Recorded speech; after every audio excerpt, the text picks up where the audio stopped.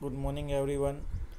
Mechanical engineering के subject manufacturing technology में हम डिस्कस कर रहे थे पैटर्न अलाउंसेस, जिसके अंदर हमने श्रिंकेज और contraction allowances, second machining allowances, third draft और टेपर अलाउंसेस के बारे में अब तक के लेक्चर में देख लिया।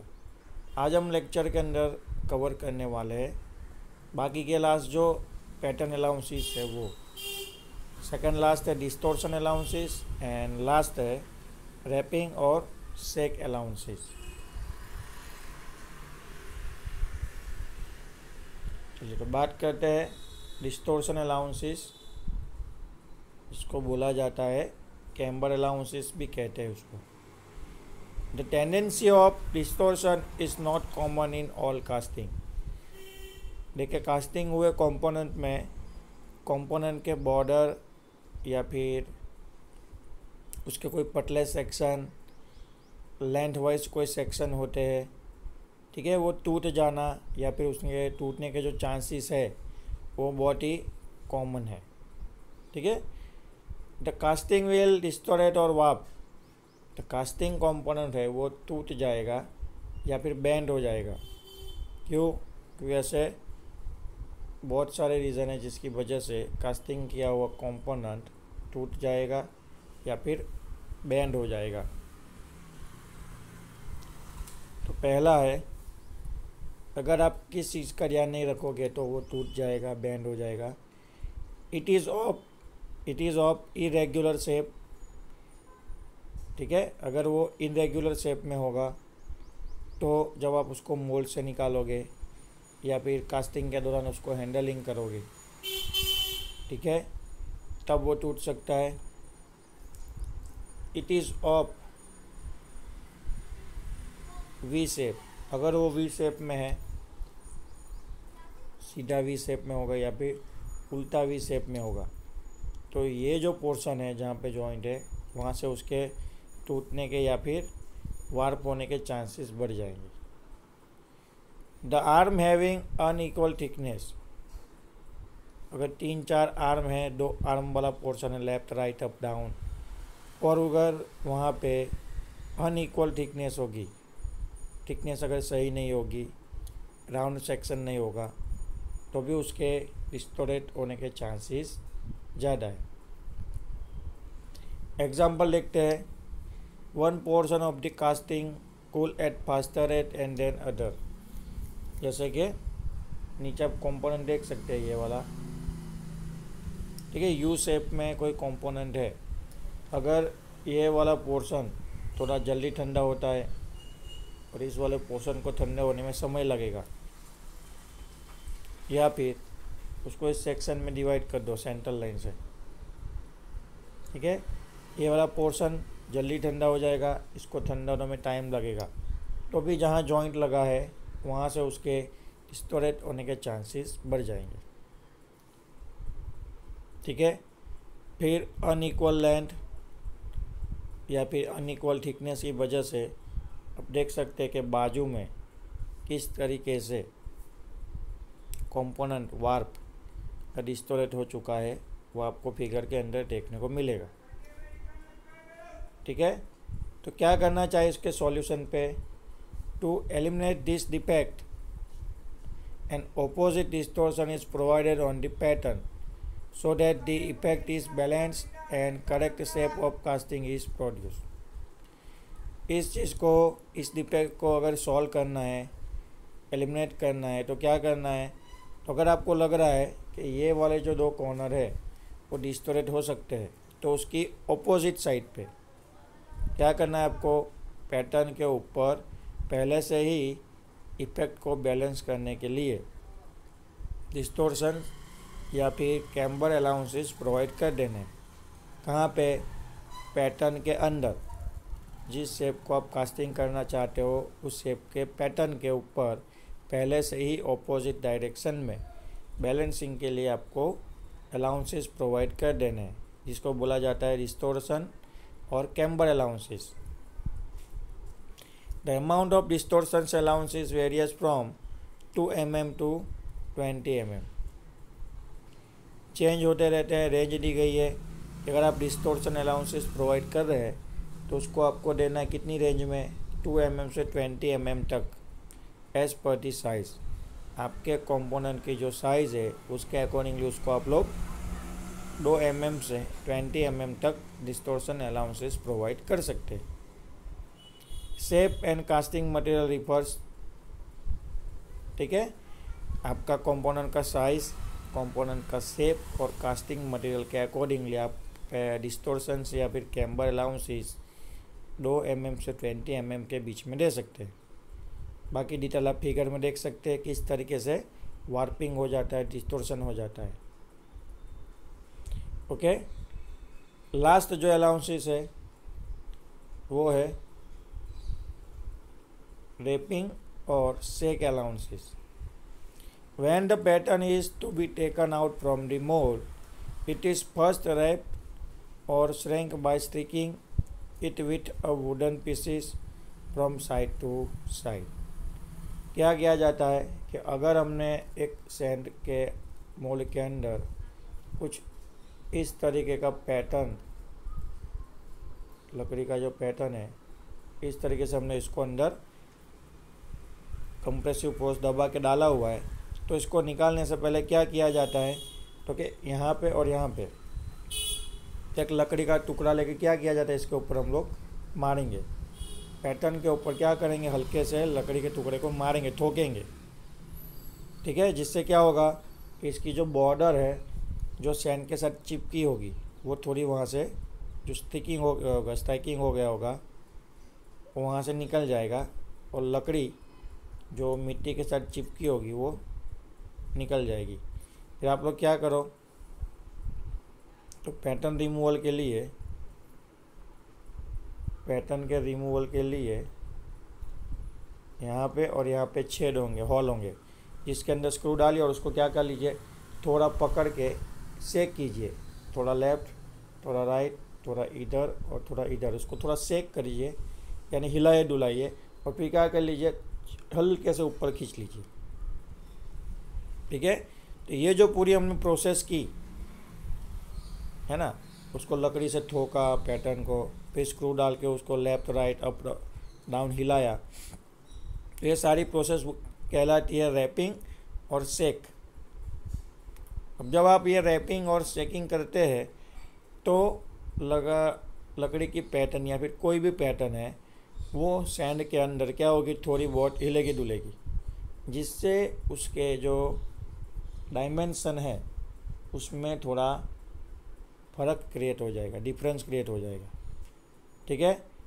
और फिर अगर आप हिला डुला के पैटर्न को निकाल रहे हो तो ओरिजिनल डायमेंशन से मोल्ड कैविटी थोड़ी ज़्यादा बड़ी हो जाएगी, तो इसको बोलते हैं रैपिंग और शेक अलाउंसेस, ठीक है। फिर अब अपने हिला डुला के पैटर्न निकाल लिया, अब आप क्या कर रहे हैं तो कि अंदर मोल्डिंग कर रहे हैं, यानी अंदर मोल्टन मेटल को, पिघली हुई धातु को पोर करवा रहे हैं। और फिर लास्ट में जब कंपोनेंट सॉलिडिफाई होकर निकलेगा और उसको अगर मेज़र करोगे तो पता चलेगा कि आपने जो शेकिंग किया था, रैपिंग किया था, उसकी वजह से डायमेंशन थोड़े बड़े बन के आ रहे हैं। तो ये जो ज़्यादा डायमेंशन हो जा रहा है, डायमेंशन जो बढ़ जा रहा है, वो शेकिंग की वजह से हो रहा है। तो हम लोग क्या करेंगे, पैटर्न के ऊपर पहले से ही ये जो शेक और रैपिंग प्रोसेस से जो डायमेंशन बढ़ जाते हैं वो अलाउंसेस हम लोग पहले से ही प्रोवाइड कर देंगे। सपोज़ आपका 1 mm जितना डायमेंशन शेकिंग प्रोसेस से बढ़ जा रहा है तो हम लोग पैटर्न को पहले से ही क्या करेंगे, हर जगह से 1 mm यानी -1 mm जितने ही डायमेंशन प्रोवाइड करेंगे। यानी अगर आपको 20 mm डायमेंशन चाहिए तो आप शेक अलाउंसेस प्रोवाइड करके 19 mm जितना ही डायमेंशन कंसीडर करेंगे, लेकिन कंपोनेंट बनेगा कितने का, 20 mm का। तो ये जो 1 mm का जो कम हो रहा है 1 mm, वो आप जब शेकिंग करेंगे तब भरपाई हो जाएगा, तो 90 + 1 यानी 20 mm का कंपोनेंट आपका अप टू डेट इजीली बन के रेडी हो जाएगा। तो ये किसकी वजह से हुआ, तो ये जो शेकिंग की वजह से जो 1 mm बढ़ जा रहा था वो 1 mm हमने पहले से ही अलाउंसेस बना के वुडन पैटर्न के ऊपर या फिर कोई भी पैटर्न के ऊपर, किसी भी मटेरियल के पैटर्न के ऊपर पहले से ही हमने उसको प्रोवाइड कर दिया। This is done so that pattern surface become free from adjoining sand of the mould. ये क्यों किया जाता है? तो कि भाई हम ठोकेंगे, थोड़ा सेक करेंगे, जिससे जो लकड़ी या उसकी जो सरफेस चिपक जाएगी वो वहाँ से फ्री हो जाएगी और इजीली निकल आएगी। Due to this there is a little increase in size of the mould cavity. इस वजह से मोल्ड कैविटी की थोड़ी जो साइज़ है वो बढ़ जाती है। ठीक है, वो जो साइज़ बढ़ जाती है उसी को माइनस करके हमने अलाउंसेस प्रोवाइड कर दी है। This is called the shake allowances या फिर rapping allowances. For this purpose a negative allowances is provided on the pattern. अगर वहाँ पे +1 बढ़ रहा है तो यहाँ पे हम लोग पैटर्न के ऊपर क्या करेंगे, -1 अलाउंसेस कर देंगे, यानी डायमेंशन में थोड़ा नेगेटिव चले जाएंगे। Dimensions are kept smaller. आपको जो शेप चाहिए, जो डायमेंशन चाहिए, उससे थोड़ा पैटर्न कम बना देंगे, यानी कि कम डायमेंशन का बनाएंगे नेगेटिव करके। It is normally provided only on the large casting and negligible for small and medium size casting. अब ये जो सेक अलाउंसेस है, रैपिंग अलाउंसेस है, वो अगर आप स्मॉल और मीडियम साइज़ के जो कास्टिंग करके कंपोनेंट बनाने वाले हैं, वापस बोल रहा हूँ, अगर आप स्मॉल और मीडियम साइज़ के कंपोनेंट अगर कास्टिंग करके बना रहे हैं तो उसके अंदर ये सेक अलाउंसेस और रैपिंग अलाउंसेस कुछ ज़्यादा असर करेंगे नहीं, नेग्लिजिबल है, आप इसको अवॉइड कर सकते हैं। हाँ, लेकिन अगर लार्ज साइज़ का कास्टिंग कंपोनेंट है तो उसकी पैटर्न भी लार्ज साइज़ की होगी, तो वहाँ पे आपको ये सेक अलाउंसेस ध्यान से प्रोवाइड करने हैं, नहीं तो आपका कंपोनेंट बिगड़ सकता है। क्लियर? तो ये हो गया हमारे यहाँ पे अलाउंसेस ओवर। टोटल हमने 6 अलाउंसेस जो है जो पैटर्न के ऊपर अप्लाई होते हैं उसके बारे में हमने डिस्कस किया। फटाफट ओवरव्यू देख लेंगे। पहले हमने देखा था श्रिंकेज और कॉन्ट्रैक्शन अलाउंसेस। भाई धातु जब गर्म होती है तो फैलती है, ठंडा होने के बाद वो सिकुड़ जाती है, इसके लिए अलाउंसेस प्रोवाइड किए जाते हैं। सेकंड है मशीनिंग अलाउंसेस। तो भाई कंपोनेंट का जो कास्टिंग से बन के आते हैं तो वहाँ पे जो रफ सरफेस है तो रफ सरफेस को मशीनिंग करके स्मूथ सरफेस बनाने के लिए, थोड़ा मशीनिंग प्रोसेस करने के लिए जो अलाउंसेस प्रोवाइड होते हैं उसको बोला जाता है मशीनिंग अलाउंसेस।